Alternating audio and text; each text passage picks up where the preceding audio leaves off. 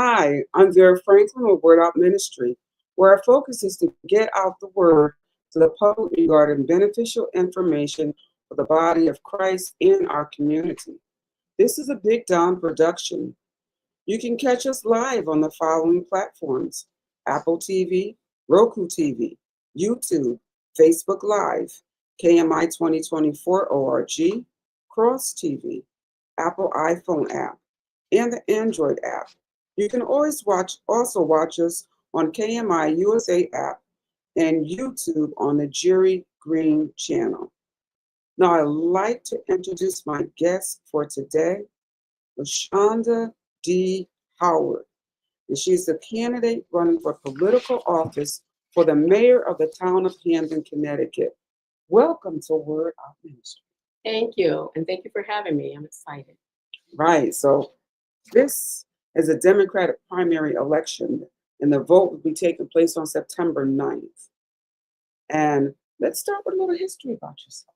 Sure. Can I just interject with one additional note? Of course. The election is September 9th from 6 a.m. to 8 p.m. at the 9 locations. But actually what's going on right now is early voting. Early voting is from September 2nd to the 7th, 10 a.m. to 6 p.m. most days. Today it's actually from 8 a.m. to 8 p.m. at the Miller Library. So if you don't want to wait until September 9th and you want to come out and vote now, you can do that. Oh, great. Thank you for that information. You're That's going to welcome. help quite a few people here in the town of Hamden as far as getting out for the early vote. So you don't have to wait until the actual day, September 9th. You can go and you can start voting right now. Yes, you can. And to have that information in right away. So Rose, I'm sorry, LaShonda,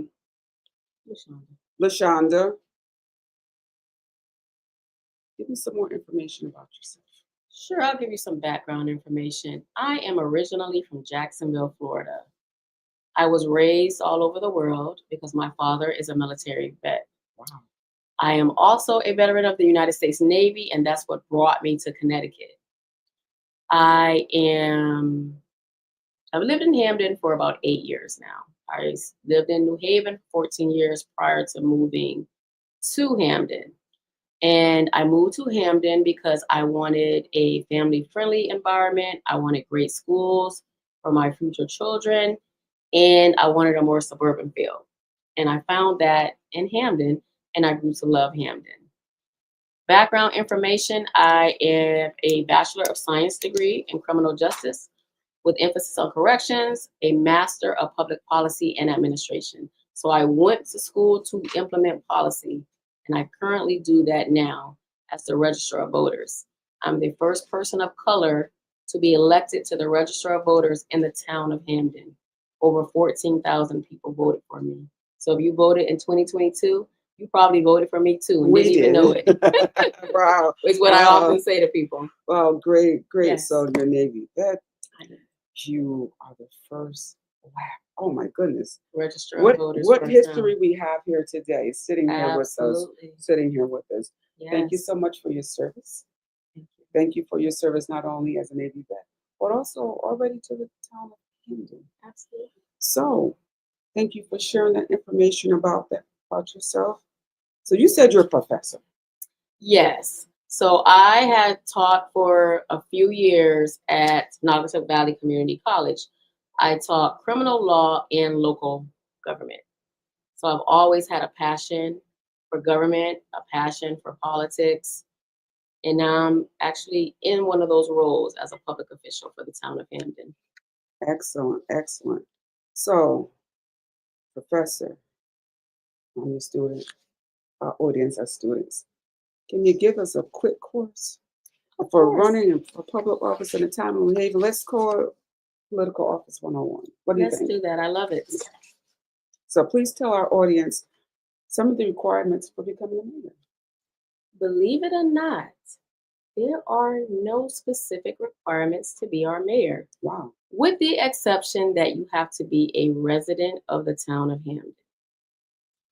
Now, do we feel like our mayor should have some type of qualifications?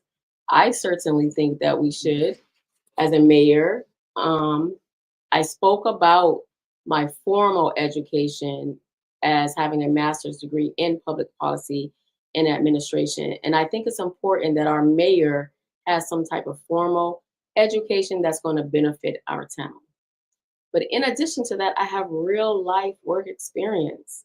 I am a retiree of the Connecticut Department of Correction, where I supervised hundreds of staff and was responsible for over 1,000 incarcerated women as a supervisor. I am used to dealing with a variety of characters, a variety of personalities, and a variety of differences in thought. But yet we all come together for the betterment at that time of the facility that I worked for. At this time, coming together with diverse thought for the betterment of our community.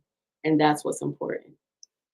I agree with that. I agree with that. So to be a mayor, you just have to be a resident of the town. You just have to be a resident of Hampden. You fill Wow. out the paperwork and you can run for mayor. Wow. So with that being said, is there an age requirement? There is no age requirement. Wow. I will say that you have to be a registered voter, Okay. I would assume. So 18 and up, you can register. 17 and up, you can register. So I'm assuming you can also be our mayor. Okay. So is anyone gonna vote for someone that's 17 that's running for mayor? I don't know. Maybe stranger things have happened. This new generation, who knows what they might do. I mean, I don't want to go there. I don't even want to put that in my head to even visualize that. Yeah. However, so Hampden has a population of more than 60,000 residents. And some things that we're known for here in Hampden is that we're called the land of the sleeping giant. Land of the sleeping giant, yes. We have Quinnipiac College here. So it's a couple of things here that, we have the mountains, we have the city, we have the shopping mall, the plaza. So some things here that in Hampden that, like you said, you wanted the suburban area for your family. So versus the city or the town, it's a great place to live. It's a great place to, the greenery here is one of the main things that I like here. I love it. And I also share a tidbit that most people don't know about Hampden is that Hampden gets over 1 million visitors to our town a year for our parks. Wow. 1 million visitors. Why? Because everyone says that sleeping giant park. They love it. They love climbing that park. They love it. Club climbing yes. up there. I did that, I think, twice in my lifetime. And I've been a resident of Connecticut all my life. Oh, wow. So I did that twice. Yes. So let's get back to what's going on with the primary and why it's here. You know that our current mayor of the town has decided not to run again. But the primary, explain to me what's going on with that. Sure. So our current mayor elected not to run again. However, even prior to her deciding that in July, there were already 6 other candidates running to be our mayor. Wow. So when she dropped out, the 7 went to 6. Then there's one candidate that's endorsed by what's called the Democratic Town Committee.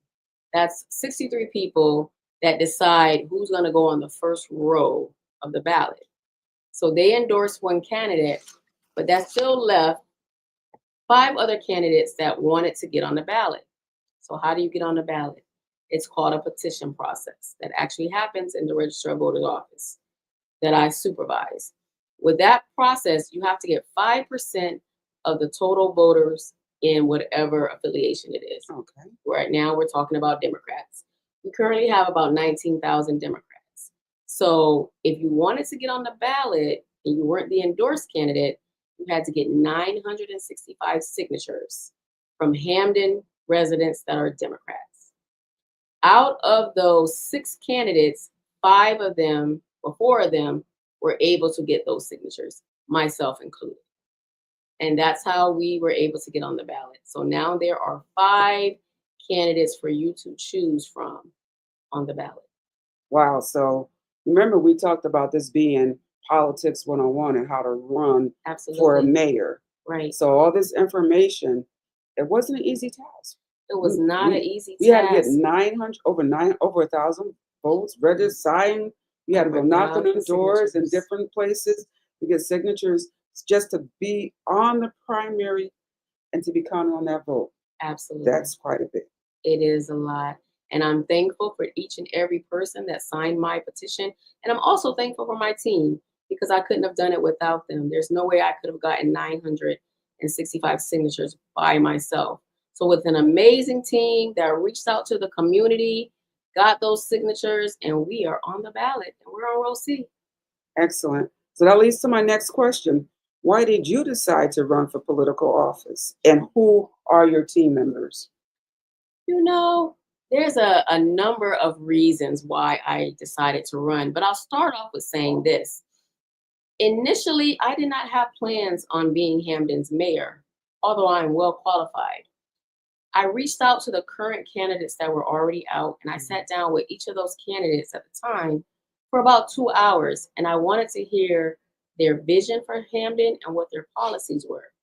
And after sitting with those candidates, primarily with the Southern Hamden and some of the candidates still wanting to build a community center on contaminated land, is what really prompted me to say, you know what, why am I asking other candidates what they're doing and trying to convince them what's best for the town? Why don't I just run for myself? Oh, that's an And that's aha what I moment. did. I want to be the change that I want to see. If I want to see change, I have to be involved, and the community has to be involved. Right. So you just didn't take the thing with I'm just going to complain and voice my opinion, Exactly. but I'm going to do something about it. I'm going to do I'm something able about to it. make the change. Absolutely. And we all are able to do that. Correct. One step at a time. Correct. So tell me, who are some of your team members? Sure. So I am running with a team of people. We call it the Howard for Hamden team. So I didn't fill up every single spot on the ballot because I believe in diverse in thought. But I did run with a few members, and I'd like to introduce them. One person that I'm running with, she's running at large, which means that she is going to represent the entire town of Hamden. Her name is Marion Regina Mullings. She will be on row B. And that's another thing. I'm on row C by myself, but my team is on row B. Okay. The town clerk decided to do that. It's never been done in the history of elections. Extremely complicated. It's complicated, yes. So I have to tell people, vote for row B and then drop down just one more and vote for row C, Wow. Shauna D. Howard. But back to my team. So Mary Regina Mullings, she's on row B. She's representing all of us. Then I have Kathleen Muolo. She's in District 7. So if you vote at Dunbar Hill School, you're able to vote for Kathleen. Kathleen has probably attended every council meeting for the past 20 years. She's that devoted to our town. She asks the hard questions. She holds the council accountable. And we need someone like that working for us on the legislative council. In District 8, if you vote at Bear Path, it's James Baker. He is a retired New Haven police officer. He's also a veteran of the United States Army, passionate about children. We need him on the council. If you vote at Bear Path, you can vote for him. Then we have Barbara Walker. She is in District 9. If you vote at Westwoods, you can vote for Barbara Walker. Barbara Walker is a 20-year resident of Hamden, 20-plus year resident. But prior to that, she was an alderwoman in New Haven. She knows politics. She understands the process. We need people that are individual thinkers and independent thinkers on the council. I'd like to say one other thing too. People focus so much on who the mayor is, but the mayor cannot do anything without the approval of the legislative council. Those are 15 members in our community. That position is more important or just as important and definitely more powerful than the mayor, because when I become the mayor, I can't do anything unless the council approves it. And we want people on the council that are going to do the right thing for our town. So if the mayor is trying to approve something that isn't the best for our town, we need people to say, no, we're not approving that. So vote for row B for the council and row C for the mayor. Okay, so what are some of the current conditions that will be addressed if your elected mayor? Our number one issue of concern in the town of Hamden is our taxes, is our finances. We need to stabilize our finances. Right now, we do not have a finance director. Oh, We have not had a finance director in over a year. There is no one watching our $304 million budget. Because we don't have a finance director, $15 million mistakes are being made. And who do you think they expect to pay for that? Those $15 million? Us, the residents. We can't afford that. We're already paying high taxes. I know I can't afford another penny. We need change. We need change. And I also like to say that the mayor proposed a budget, and residents got together and said that we can't have this budget passed because it's going to be dire for many of our community members. Because of the revaluation that happened with our homes, if you own a home, there were residents in Southern Hamden, their taxes were going up about $500 a month. But then there's residents in Northern Hamden, where I live, where taxes were only going up $50 a month. Where is the equity in that? There is no equity in that. So 150 of us protested and demanded that the legislative council do the right thing. We held them accountable and we overturned the mayor's budget. Now, instead of Southern Hamden paying that $500 a month, we did what's called a phase-in. So this year, you would pay 25% of whatever your taxes were going to increase. Next year, you'll pay 50%. The third year is 75%. The fourth year, you'll pay the 100%. And then we start the process all over again. But that happened because of advocacy. Regular community members coming out and protesting things that are wrong in our community. We need community engagement, but we also need a leader that wouldn't even have us doing that. Had I been the mayor, you would have never had to advocate for that because I'm going to do what's right for the community. My goodness. See, I heard $500 going up. $500 a month. A month going up with just taxes. Our mortgages are already crazy. Yes. I'm sorry. Let me get back to this because my brain just went out there left field. I'm sorry. For those residents that live in Southern Hamden, we need leadership that's going to be fair. So please come out to this primary and vote. And vote. Please come out to this primary and vote. So I know that the town has expressed some issues going on. You ever address the rumor of the taxes? Because the mill rates increased, our property values have gone up. Yeah. Some have doubled, some have tripled in what's going on. But if we don't take care of that tax thing, everybody's going to sell their houses. Nobody's going to be here to pay the taxes anyway. Exactly. Getting our taxes stabilized is the number one priority. We can't do anything else until we get that done. We can't do economic development because who's going to come here when there's no incentive to come here when our taxes are so high? Public safety, who's going to come here if our taxes are so high and we have crime concerns? Got to stabilize those taxes. And I'm not saying lower them. And there's a reason why I'm not saying lower. Because one thing about me, I am committed to professionalism, accountability, and transparency. It's going to be a long time before our taxes are lowered. So we're not working on lowering, we're working on stabilizing. Because we're going to be transparent with the community and make them aware of the crisis that we are in right now. So stabilize is what we're working towards.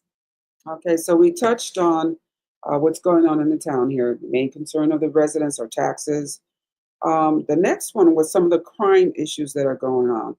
Of course, as mayor, and all these issues that are going on, there's an uptick in crime now, the taxes. There's also some issues going on with the wildlife. We've been seeing wildlife in places where I've never seen it before in my life. You have deer just walking across the street. The deer, coyote population. Is there anything that can be addressed with that issue as far as the wildlife? What we should do if this happens in our neighborhood? Um, uh, what do you have to say? Living in northern Hamden, I've probably seen every animal imaginable in my backyard. I think we just have to be aware and vigilant, and you're going to see more animals that you wouldn't typically see because we're doing a lot more building. We're taking away their homes. They're looking for food. So, yeah, we're seeing a bear walk down in New Haven or Hamden, Westville, places that we don't typically see them because their homes are being invaded by us building. I would say stay vigilant. Please remain away from the animals and call deep, or you can even call your police department and they'll direct you on what to do. A lot of the times people call and they're expecting the police or deep to come out, and they're simply not going to come out unless the animal is actively aggressive and doing something out of the ordinary. But if the animal's walking down the street, don't expect the police or deep to come out because it's not hurting anyone at that point. And also, So, don't be foolish. Don't go yes, trying stay to vigilant. take a picture, a selfie with it, and Right. all that is crazy stuff At that the end we've of the been day, seeing. it's still a wild animal. It's still wildlife. And we have to respect the wildlife, and we want them to respect us, but we're taking away some of their homes. So that's why we're seeing them. Okay, so we have a lot to recap.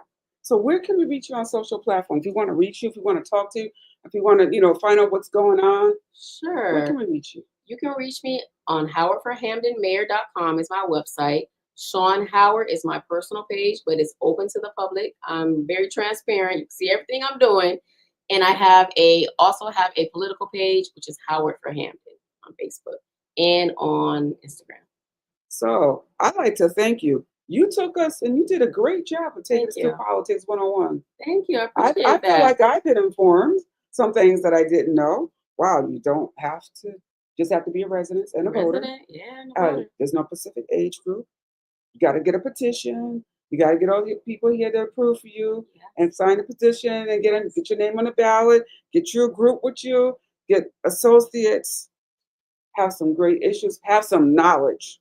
Have some knowledge. Although there aren't any requirements, there should be a requirement. You should have some formal education. You should have some real work life experience, managerial experience in order to run a town, at least to run it efficiently. And I have all of those qualities. That's and what I I look was forward going to to being the mayor of Hamden. reiterate. You have those qualities. I You do. have worked in the public service department. You're a vet. You have, I'm sorry, when I say a vet, you have served our country. Yes. Thank you for your service. You have been you said over 1,000 plus people. Supervising Supervising. successfully. You have worked downtown at the Hampton Voter Registration's I office. currently work there So now. we'll probably see your face down there when we. Absolutely. And Hamden has had the highest early voter turnout in the entire state under my leadership. And I'm going to bring that same professionalism to the mayor's office. So when you become mayor, like I said, I knew her when. I knew her before she even became mayor.